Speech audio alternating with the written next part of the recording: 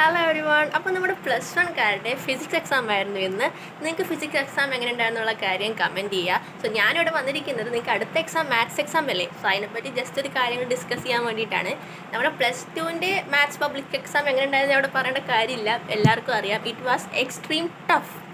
So ഇപ്പോൾ നമ്മളൊരു pattern നോക്കുവാണെങ്കിൽ +1കാരുടെ maths model exam was tough എന്നാണ് ജനറലി പറയുന്നത്. എനിക്കറിയത്തില്ല, ഞാൻ നോക്കിയിട്ടില്ല ക്വസ്റ്റ്യൻ പേപ്പർ. നോക്കിയാൽ എനിക്ക് മനസ്സിലാകാൻ പോകുന്നില്ല, കാരണം ഞാൻ +1 വിട്ട കാര്യങ്ങളാണ് മാത്സ്. സോ നിങ്ങൾക്ക് എല്ലാവർക്കും ടഫായിരുന്നാണ് പറയുന്നത്. നമ്മുടെ +2കാർഡ് നോക്കുവാണെങ്കിൽ നേരെ ഓപ്പോസിറ്റാണ്. നമ്മുടെ മോഡൽ എക്സാം വളരെ ഈസി ആയിരുന്നു, public exam was so tough. നമ്മളൊരു പാറ്റേൺ വെച്ച് നോക്കുവാണെങ്കിൽ നമുക്ക് വേണമെങ്കിൽ ഗെസ് അടിക്കാം. മോസ്റ്റ് പ്രോബബിലി നമ്മളങ്ങനെ നോക്കുവാണെങ്കിൽ എല്ലാവരും ഗെസ് ചെയ്യുക വിൽ ബി ഈസിയർ എന്നായിരിക്കും. പക്ഷേ ദയവ് ഇത് അങ്ങനെ ആരും വിചാരിക്കരുത് കേട്ടോ. നമുക്ക് പറയാൻ പറ്റില്ല എങ്ങനെ വരും എന്നുള്ള കാര്യം.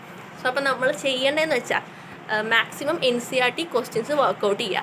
NCERT തന്നെ നമ്മൾ സാധാ പഠിക്കുന്നതിൽ കുറേ NCERT ക്വസ്റ്റ്യൻസ് ഇൻക്ലൂഡഡ് ആണ്. പക്ഷെ അത് മാത്രമല്ല, എക്സ്ട്രീം ടഫായിട്ടുള്ള NCERT ക്വസ്റ്റ്യൻസും വർക്കൗട്ട് ചെയ്തിട്ട് പോവുക. നമുക്ക് NCERT ചോദിച്ചിരുന്നു +2കാർക്ക്, പക്ഷേ അത് സാധാ NCERT ക്വസ്റ്റ്യൻസ് അല്ലായിരുന്നു, ഫസ്റ്റ് ടഫായിരുന്നു. ഏറ്റവും ടഫായിട്ടുള്ള NCERT ക്വസ്റ്റ്യൻസ് തന്നെയാണ് ചോദിച്ചത്. പിന്നെ നിങ്ങൾ ഈ ടഫ് NCERT ക്വസ്റ്റ്യൻസ് ചെയ്യുന്നതിന് മുന്നേ നിങ്ങൾ സാധാരണ സ്ഥിരം ചോദിക്കുന്ന ടൈപ്പ് ക്വസ്റ്റ്യൻസും വർക്കൗട്ട് ചെയ്യണം.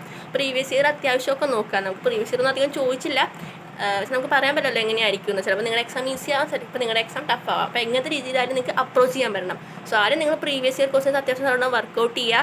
പിന്നെ NCERTയിലെ സാധാ എക്സാമ്പിൾസ് ഇല്ലേ, അധികം ടഫ് അല്ലാത്ത അത് വർക്കൗട്ട് ചെയ്യുക. പിന്നെ എക്സ്ട്രീം ടഫായിട്ടുള്ള NCERT നോക്കിയിട്ട് പോവുക.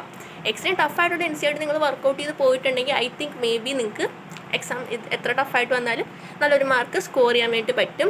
ഈ കാര്യങ്ങൾ മുന്നിൽ കണ്ട് നല്ലോണം പഠിക്കുക.